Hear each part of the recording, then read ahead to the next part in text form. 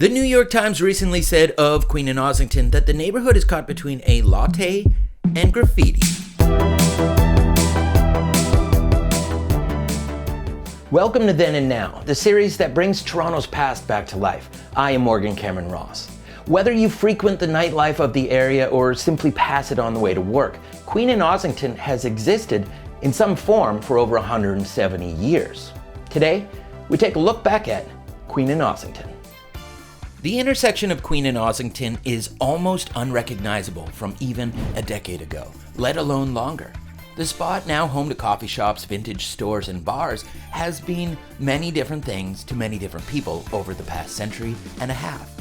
Today we're going to take a quick look back at some of the moments in the intersection's history. To many people, the intersection and area is a summer destination, or at least for many of you, a destination for nightlife, food, and people watching. Or perhaps you live there.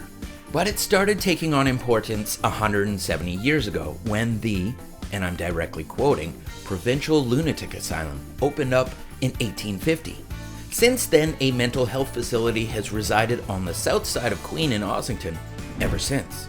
With the changing of the decades, also came varying names for the institution. Here is a 1920 view facing south towards the institution.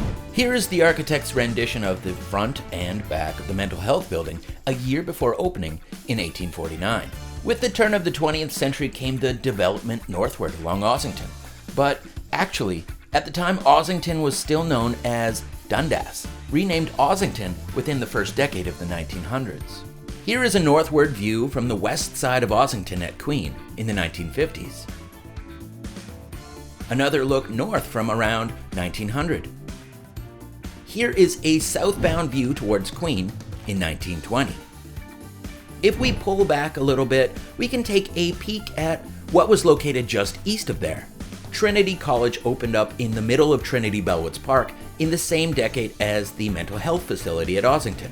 Here is a 1890 view of the college facing northeast, a 1902 map showing both Trinity College and Ossington as Dundas at the time. So, Queen and Ossington has been many things to many different people in many different decades.